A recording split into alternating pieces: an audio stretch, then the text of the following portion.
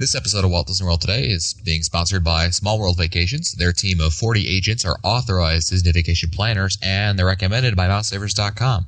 They're dedicated to your dreams and your dollars. Get your free price quote from Small World Vacations at www.wdwvacations.com, where the magic begins. This is Walt Disney World Today. Give us 5 minutes and we'll give you the world. It's Monday, November 26th, 2007, and this is episode 340 of Walt Disney World Today. I'm Matt Hodgeberg from StudioCentral.com. On the show today, we have Mike Newell of Mouse World Radio. Welcome, Mike. Hey, Matt, getting ready for the cruise? I'm picking out my cruise shirts. Do you want to go with pink or do you want to go with blue? I'm going to go with blue. You can do whatever you need to do. That's up to you. Also on the show is Len Testa, co-author of the unofficial guide to Walt Disney World. Welcome, Len. Matt, I'd just like to let you know that my ship's registry is in the Bahamas. Aren't they all? I mean my metaphorical ship in the metaphorical Bahamas. Also joining us is Mike Scopa of MousePlanet.com and All Ears Net. Welcome, Mike. Papa, all these people. I'm indecent. Holly Scopa. Carousel of Progress. Yes. And joining us once again. Joining us is Dr. Stephen Mark Barrett, author of the hassle-free Walt Disney World Vacation Guide, which is just put out its 2008 edition. Welcome back, Steve. Thanks for having me back. Now, Steve, am I correct in saying that you've been doing the hassle-free guide longer than the Hidden Mickey's guide? Correct. 2001 was the first edition of the hassle-free touring guide, and 2003 was the first Hidden Mickey's book. And yet, I'm going to put a wager out there that if someone says your name, they're going to think of the Hidden Mickey's book first. Right. And that's interesting because a lot of people glaze over your hassle-free book, which is I think it's a really great resource. Well, thank you. I appreciate that. It's one of several or many Disney World guidebooks, the father of which is Len Testa and, on the unofficial guide. And Bob. Bob. So, but my Hidden Mickey's book is the only one out there, so I think it gave me a bit more press, so to speak. It's so refreshing to pick up and read a Walt Disney World guidebook that's under 800 pages. I got to tell you, it's just a pleasure. It's like, my God, another book that 1,000 pages. Is this a James Michener novel or what is this? War and Peace? Did Tolstoy write this? Testa, Salinger, Tolstoy. What is this anyway? It's interesting though you mentioned that, Scope. I mean, obviously that was a bit of a joke, but really the key word here is concise, because you're able to get the basics across in under 260 pages, 250 pages really, if you don't count the pictures. Is that your goal, Steve, to try to get as much as you can in as few pages as possible? Are you trying to tell us why you didn't go the 800 page route? My first trip to Walt Disney World was in 1989 to a medical conference in Orlando. I'd never been to Disney World before then, and my wife gave me the then quite thin copy of the unofficial guide by Bob Selinger, and I fell in love with Walt Disney World reading that book.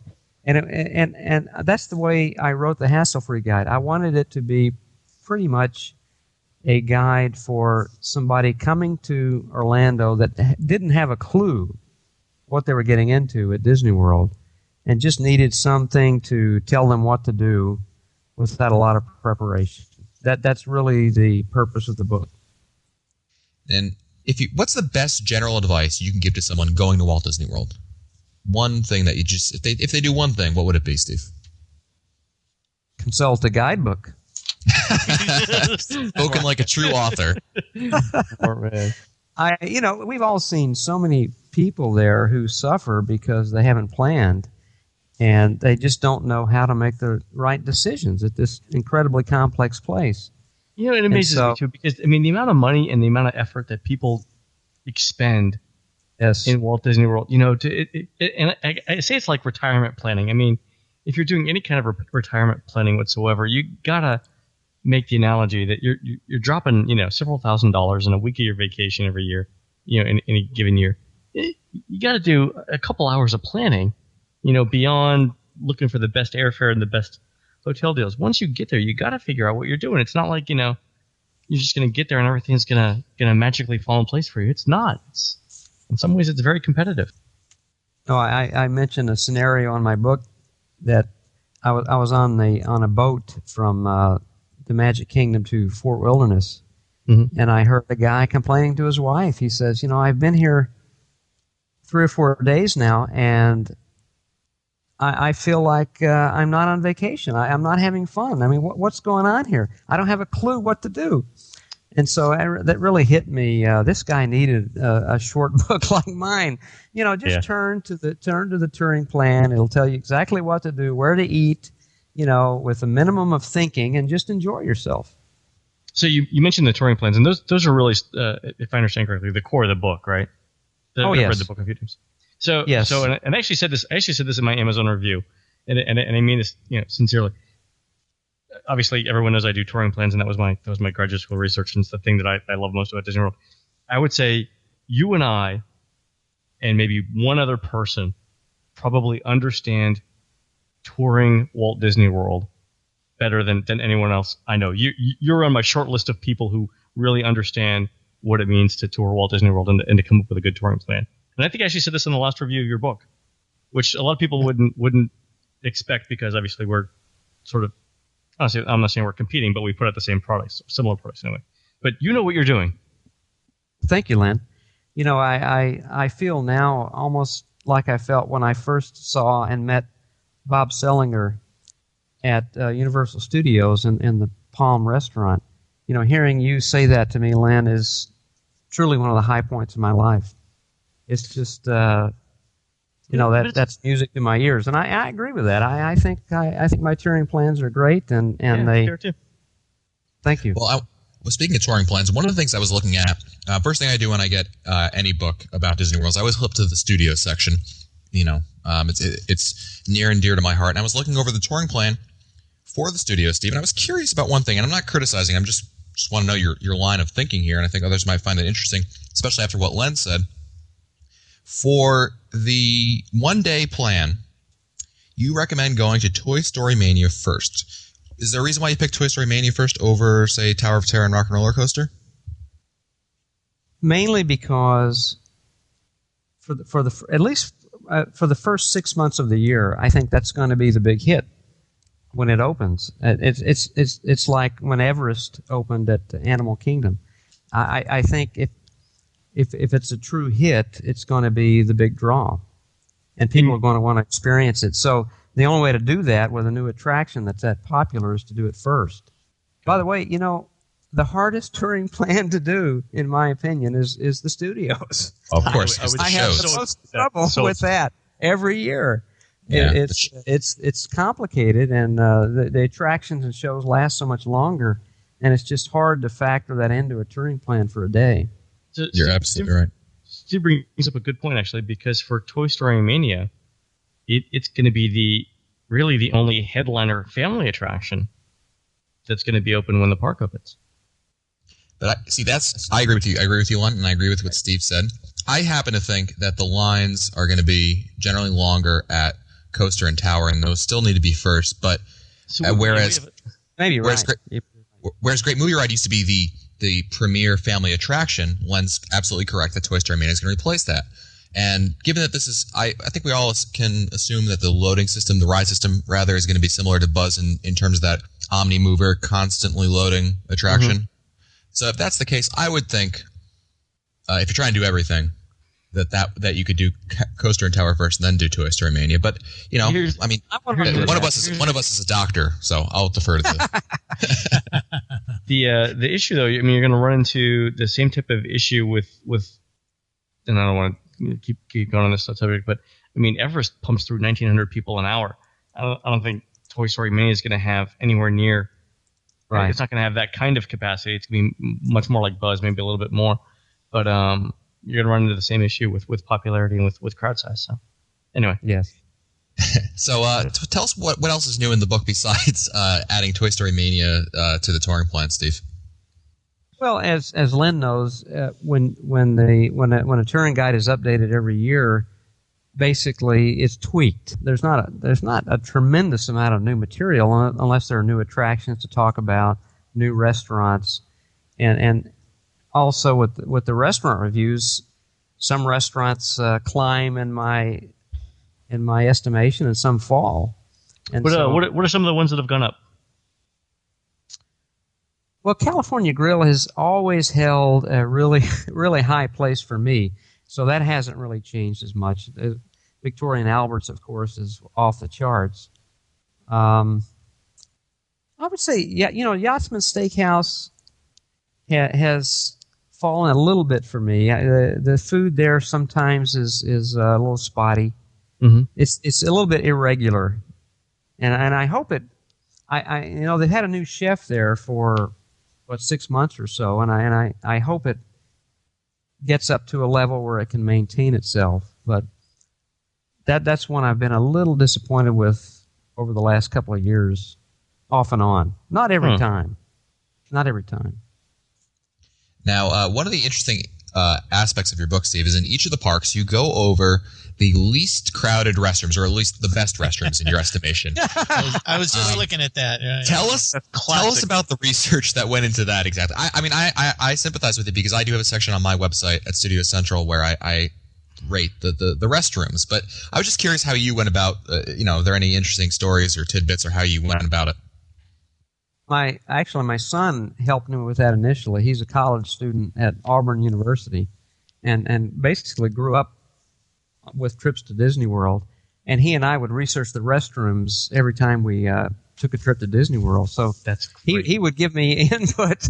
And in fact, on one of his trips, I think I mentioned in the book a few years ago, when he came with a couple of his friends, they actually tried out as many restrooms as they could just to evaluate them. So he gave me a lot of input. What's the best restaurant? What's the best restroom in the Magic Kingdom? I tend to think the one on at Pirates, at the exit of Pirates. I agree. Yes. Yes. You like that? Exactly Okay. Right. Yeah. I like that one. There. It's clean. It's quiet. It's air conditioned. It's the best bathroom, man. Where is that? It's by the gift shop. It's by Pirate El Perico. Yeah, across. Across the street. Oh, yeah. And a lot of people don't know it's there. That's the nice thing about it. It's not well lit, as a place to go relieve yourself. Man, it's not the one on the same side of the walkway as Pirates. It's the one opposite that by the restaurant. Oh, I was thinking the one in the gift shop. Oh, it's small. Yeah, it's the like one by the gift shop is the one I'm thinking about. It's right. Oh, really? Attached to the gift shop. Yeah. What about the one across? There's one. Yeah, there is one, and that's another really good one. If the doors are open to get back there, that's very quiet. Yeah, you're right. That's even when the restaurant's not there, even when the restaurant's not running, the bathroom's always open. Not that I've spent an inordinate amount of time in the bathroom. Let me just say right now. Another really good one at the studios. If I don't know if you can still get there, is the one by the Hollywood Brown Derby inside the door. Yeah, that's my best one. That's my favorite one in the whole Disney World. That's just a wonderful. That one is great. It's hidden. Is that the one with the black and white tile? Yes. Yes. Yeah. I went there with Hannah. Yeah, that's nice. The only bad side about that is if you're a parent and you're in the dining room, you can't see. There's no line of sight from inside the dining room to the restrooms. That's a good point. Yeah, but other than that, it really is nice. It's cool, it's clean. When you absolutely positively want privacy, that is the best one to go to, especially up until dinner time. I mean, it's pretty empty even during lunch because the Brown Derby is, it's doesn't have the highest capacity and it's not as well visited as some of the other restaurants. So it's I agree with you, Steve. Again, that doctor, it's not there for nothing. Quickly, Scopa, you have some questions for Steve as well. Well, I was it's funny because I was looking through the book as we're talking to Steve, and I saw the least crowded restrooms, and that was going to be my question. But before we let Steve go, I wanted to ask him to talk about some of the meets he is planning on either sponsoring or running or being a part of for MouseFest. Well, the Hidden Mickey scavenger hunts, the hunts that we have at MouseFest that I lead, I'm getting better and better at this, Mike. The first one I tried to do was, I don't know if you remember the DizCon meet, the DizCon before MouseFest. Long time ago, yeah. It was back about 5 years ago or so, and I had a Hidden Mickey hunt at that meet, and we met at Spaceship Earth in Epcot, and 3 people came, and we had a good time, but with practice I'm getting better at it, and so this time at MouseFest, even with a large group, I think we're going to have a good time because with each meet we're concentrating on some open areas of Disney World. For example, in the Animal Kingdom, we're going to concentrate in Camp Minnie Mickey. Right. In MGM Studios, we're going to concentrate on Sunset Boulevard. Ooh. And yeah, in Magic Kingdom, we're going to concentrate Adventureland, and in Epcot, it depends on how much energy people have. We're going to start in Mexico and just wander around World Showcase. There's a lot of really cool hidden Mickeys out there that we don't necessarily have to get on a ride for. Mm-hmm. And there's some really new ones that are good and interesting at World Showcase. So we can go all the way from Mexico to Canada depending on the energy people have. So it's going to be a fun hike and hunt. And we're going to go over some old hidden Mickeys and some good ones and some new ones. Cool. Looking Fantastic. forward to being there. Oh, me too. This is a high point of my year. That's the only vacation I take from the ER all year is MouseFest. So it's the high point of my year for sure. Well, we're going to have to bring Steve back on and talk about the wonders of the restrooms at Walt Disney World, certainly. And hey, I made a comment once about the fact that I knew where every water fountain was in Walt Disney World. Well, somebody challenged me to that. They wanted me to send them a list of the water fountains all over Walt Disney World. So that's my next venture is to actually map all the water fountains in Walt Disney World. 'Cause I visit them all the time. So there you go. I've written a review of Steve's book over at studiocentral.com, and I'll place a link to it in the show notes for those of you who are not yet convinced and want further information. You can take a look at that, or just read it while you're waiting for the book to be delivered by Amazon. And of course, Steve, why don't you mention the website where you talk about your hidden Mickeys? It's kind of your thing. Hidden Mickey's Guide, GUIDE.com. I work on it every day. It's got probably 1,400 images on it now. Great hidden Mickey sightings, and people write me every day. So I really look forward to opening my email every day to see what people have sent me. Hidden Mickeys from all over the world, actually. Tokyo, Paris, Hong Kong, Disneyland, everywhere. So. Yeah, it's a great resource. Definitely check it out. Just a quick programming note that next week, the week of December 2nd through the 8th, there will be no new Walt Disney World Today podcast because we will be at MouseFest. However, don't worry about it because following MouseFest, we're going to have a bunch of new shows that are being recorded during MouseFest that'll be coming back. And during the week, we're going to be picking our favorite episode. So on Monday, perhaps I'll be picking my favorite episode for you to listen to, whereas on Wednesday, Len will pick his, and Scopa and Newell can duke it out for Friday. And they'll be picking their favorite episodes from, perhaps way back in the archives, and certainly we have a lot of new listeners out there, so perhaps you haven't gotten along to it yet. That's it for us today. This episode has been sponsored by Small World Vacations. Their team of 40 agents are authorized Disney vacation planners, and they're recommended by MouseSavers.com. They're dedicated to your dreams and your dollars. Get your free price quote from Small World Vacations at www.wdwvacations.com, where the magic begins. If you want to find our older episodes, read our show notes, or send us your comments, visit the Walt Disney World Today website at wdwtoday.com.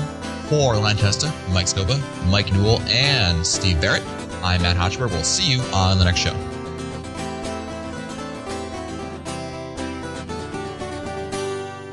This has been a production of Mouse World Radio.